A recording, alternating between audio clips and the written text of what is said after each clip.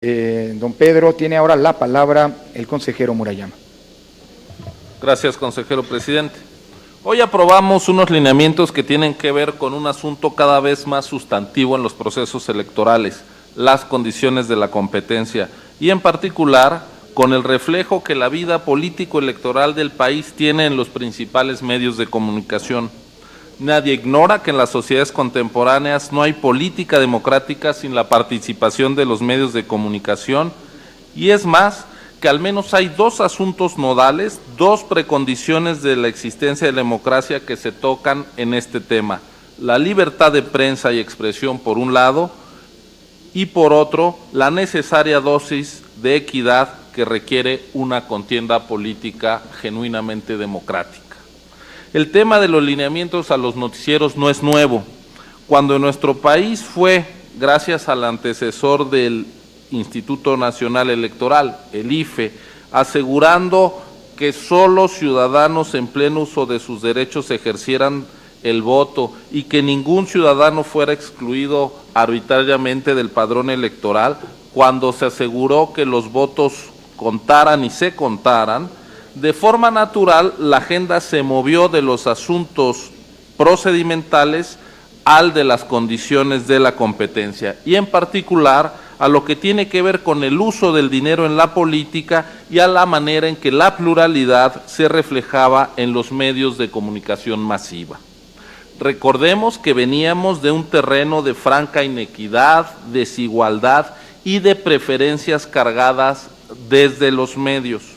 En la última elección organizada por la Comisión Federal Electoral, de acuerdo a datos sistematizados por Raúl Trejo del Arbre en un estudio hecho con Pablo Arredondo y publicado en su momento por la Universidad de Guadalajara, se documentó que la cobertura noticiosa en la televisión abierta en el proceso electoral de 1988 dio el 91.71% del tiempo de noticias al partido en el gobierno.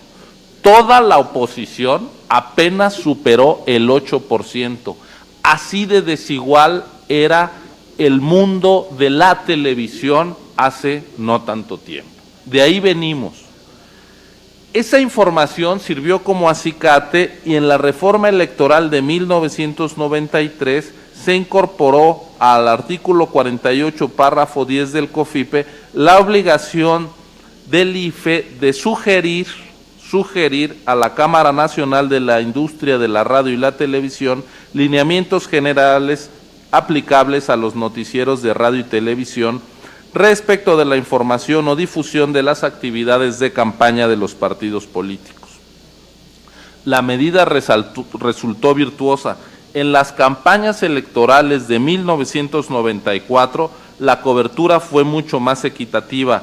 El PRI contó con el 32% del tiempo de cobertura y la oposición con el 68%. De una elección presidencial a otra, las oposiciones aumentaron 8 veces y media su presencia en la radio y la televisión.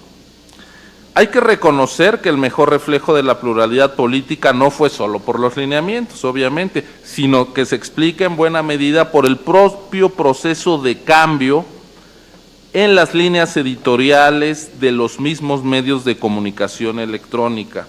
La reproducción de la gacetilla, de la línea gubernamental, fue quedando atrás. Los medios se democratizaron y contribuyeron a la democratización.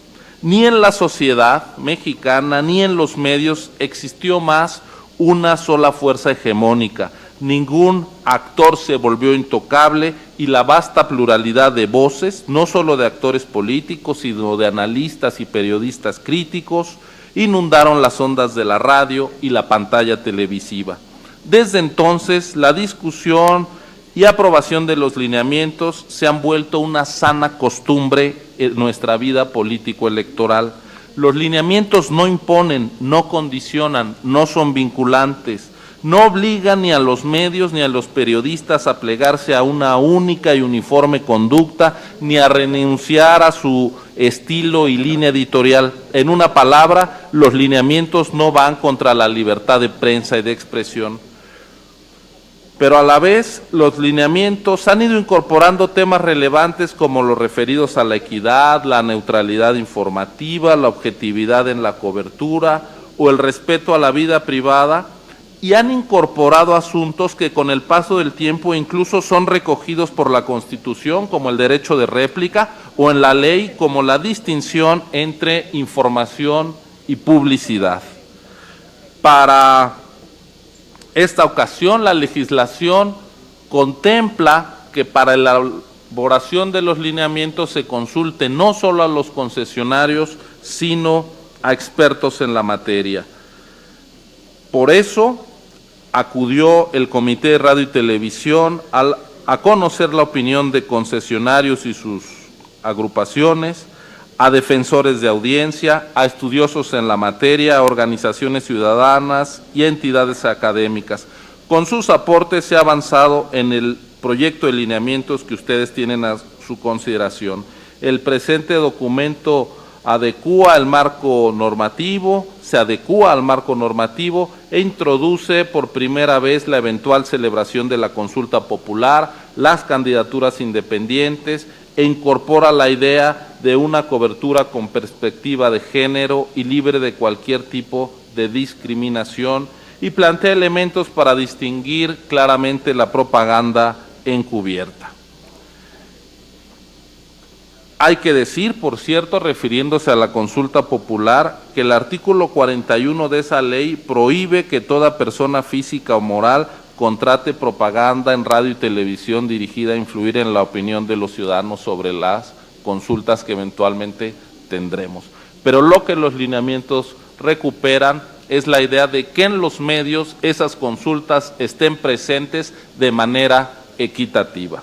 Termino diciendo entonces que los lineamientos son una oportunidad para avanzar no solo en la pluralidad política que ya se refleja en los medios, sino en una asignatura pendiente de nuestra vida política, pero también de cómo se ejerce el periodismo, que es pasar de la pluralidad a la calidad.